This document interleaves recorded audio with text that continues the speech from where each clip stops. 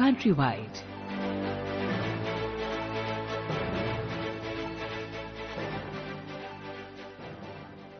ये आकाशवाणी है।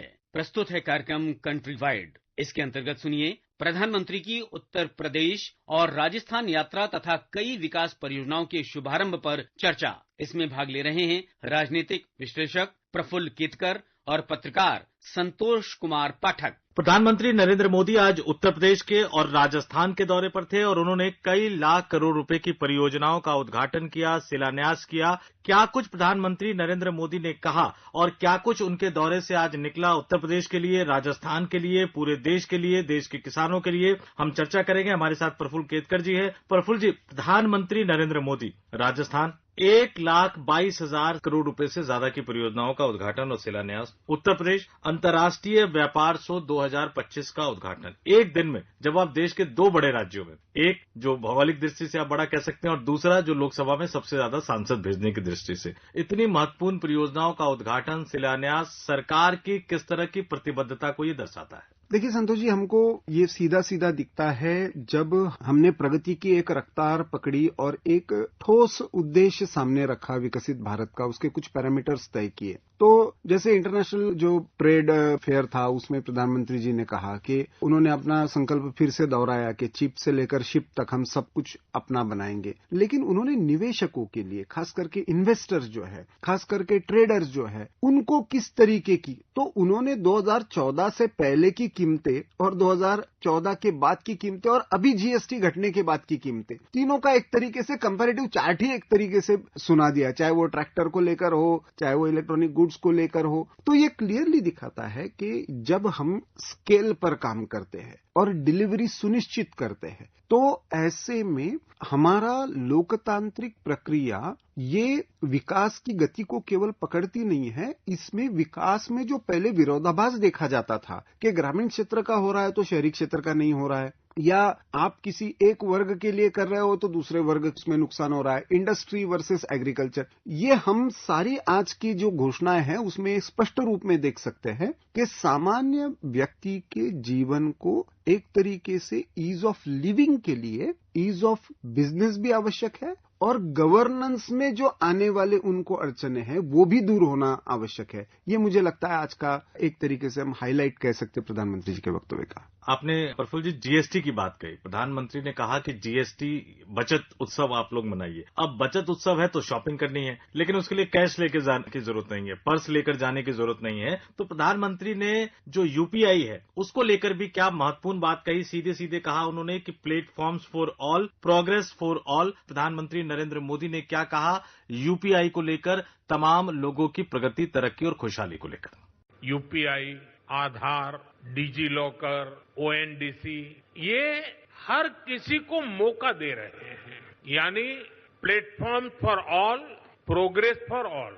आज भारत में इसका असर हर जगह दिखाई देता है। मॉल में शॉपिंग करने वाला भी यूपीआई इस्तेमाल करता है और सड़क पर चाय बेचने वाला भी यूपीआई का इस्तेमाल करता है। प्रफुल्ल जी, जैसे कि प्रधानमंत्री ने कहा कि तमाम लोग यूपीआई का इस्तेमाल करते हैं, यहाँ पे ये सवाल है कि यूपीआई जो है वो किस तरह से भारत के विकास का, जो हम इसको ग्रोथ इंजन कह सकते हैं, क्योंकि ये सिर्फ पेमेंट का सिस्टम नहीं है, ये कहीं ना कहीं आपको बताता है कि आप थोड़ा सा आगे आ गए हैं, आप थोड़ा सा दुनिया के कई अन्य देशों से अलग हट गए हैं। तो इस पर फोकस करना प्रधानमंत्री नरेंद्र मोदी का ये किस तरह की रणनीति को एक तरह से आगे सामने रखता है? देखिए, इसमें दो हिस्से हैं। एक तो है इसके टेक्नोलॉजी में आत्मनिर्भरता, स्वदेशी टेक्नोलॉजी। यूपीआई पूरी तरीके से भारत में बना प्लेटफॉर्म है और वो आज 17 देशों को हम ऑलरेडी ऑफर कर रहे हैं। कुल मिलाकर 52 देशों के साथ बातचीत चल रही है। तो ये दिखाता है कि भारत के टेक्नोलॉजी का रेजिलियंस आज विकसित देश कल्पना नहीं कर सकते कि लॉगिन किए बिना किसी बैंक के पोर्टल पर आप पेमेंट कर सकते हो, लेकिन हमने ये चमत्कार करके दिखाया। केवल आधार और फोन नंबर के इंटीग्रेशन के साथ आज हम यूपीआई की टेक्नोलॉजी का उपयोग कर रहे हैं। दूसरा इसमें पक्ष है, जब हमको ध्यान में होगा, जब पहली बार डिमोनेटाइजेशन के बाद ये सारी प्रक्रिया शुरू हुई थी तो बहुत लोगों का यह मानना था कि गरीब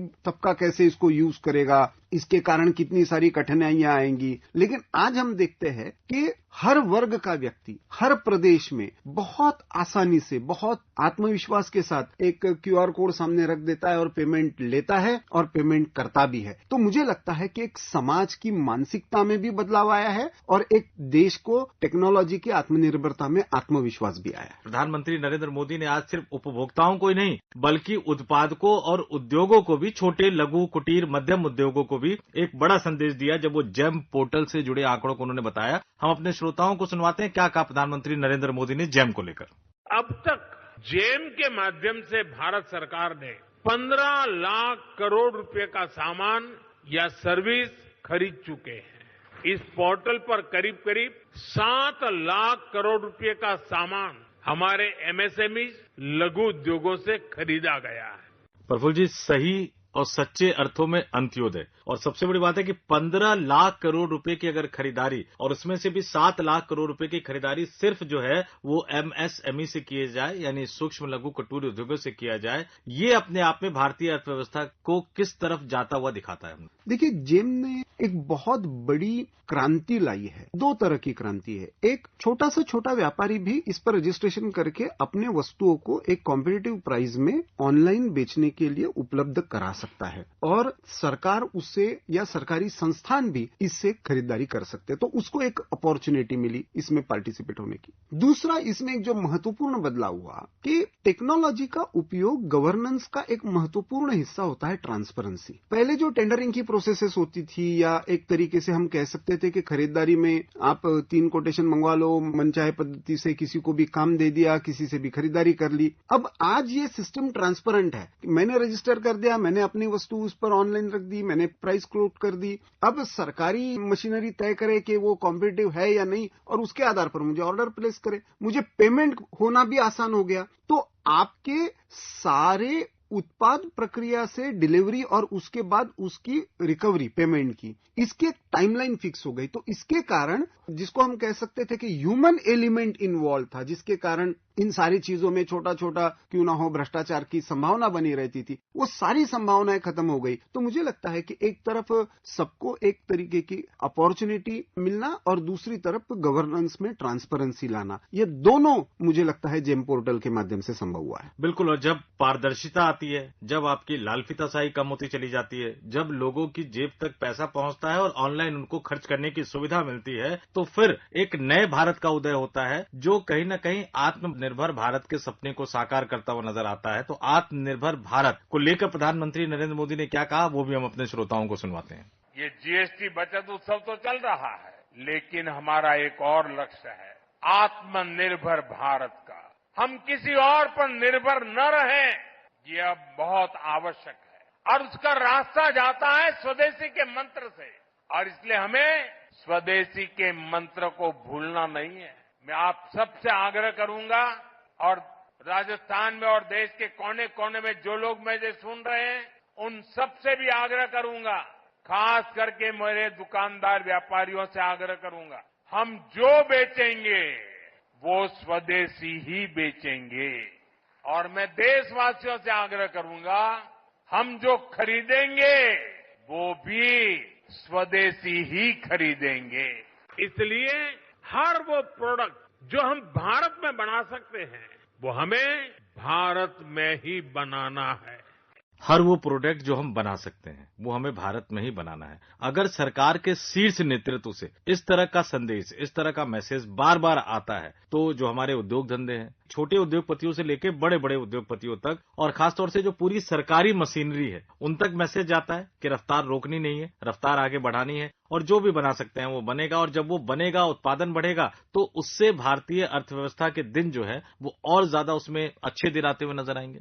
निश्चित। देखिए, हम स्वाधीनता आंदोलन में भी देखते हैं कि स्वदेशी हमारे लिए केवल एक ब्रिटिशों के खिलाफ लड़ने का नारा नहीं था, वो हमारी आत्मनिर्भरता का भी लक्षण था, जो एक तरीके से कॉलोनाइजेशन के कारण टूटा और बाद में हमारी मानसिकता बन गई कि जो भी अच्छा है बाहर से लाना है। अब धीरे धीरे पोखरण के हमने जब विस्फोट किए, उसके बाद आप तो केवल उद्योगों की बात करते हो, मैं कह रहा हूं बड़े हाई एंड टेक्नोलॉजी से लेकर छोटे से छोटे उत्पाद तक आज ये मानसिकता बन रही है कि संभावना है वहां भारतीय जो उपलब्ध हो सकता है, जो हम बना सकते हैं, उसको बनाना चाहिए। उसके साथ प्रधानमंत्री जी ने एक महत्वपूर्ण बात और कही, एक तरीके से ये संकल्प की दिशा में एक नया कदम है। उन्होंने कहा कि R&D में, शोध अनुसंधान में हमको ज्यादा से ज्यादा निवेश करना होगा। सरकार की भी प्रतिबद्धता उन्होंने रखी और निजी क्षेत्र को भी एक तरीके से कहा कि आने वाली जो चुनौतियां है वो सारी अभी टेक्नोलॉजिकल कंपटीशन की है, डेटा मोनोपोलाइजेशन की है, और ऐसे में हमको यदि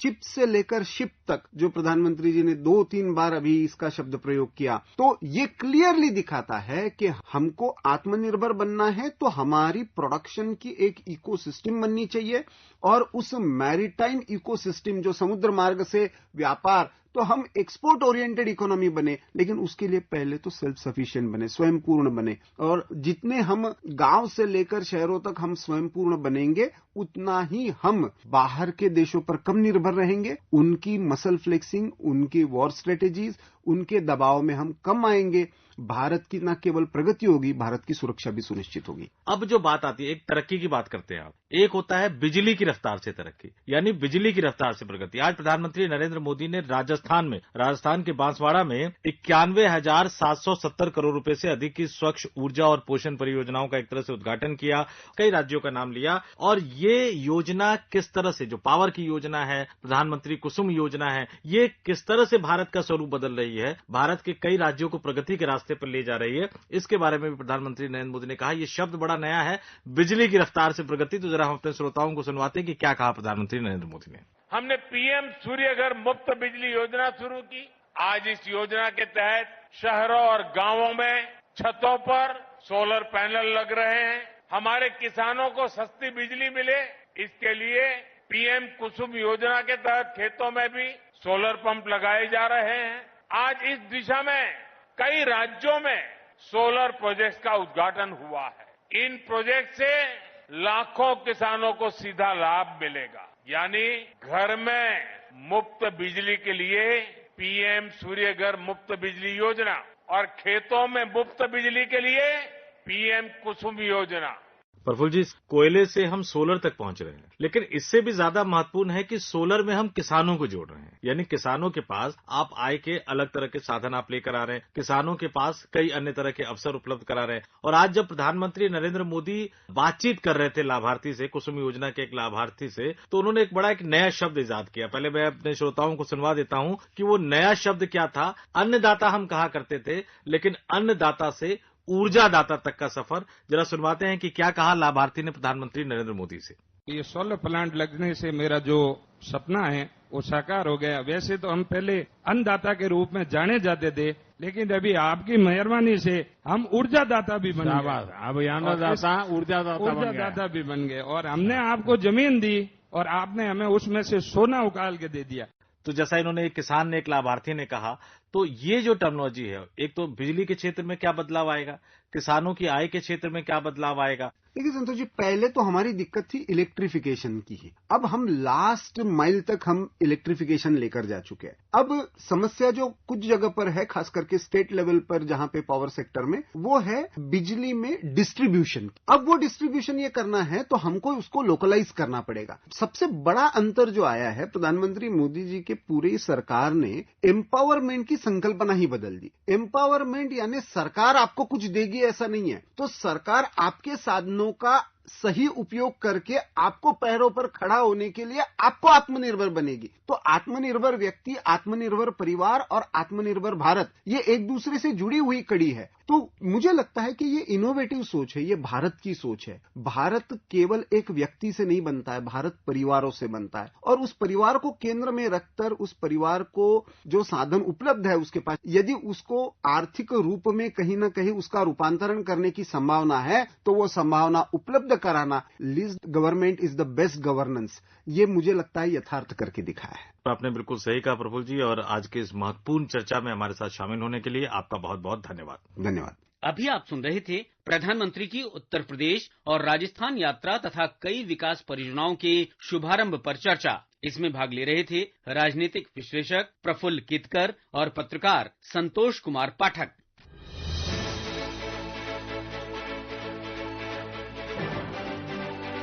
Countrywide.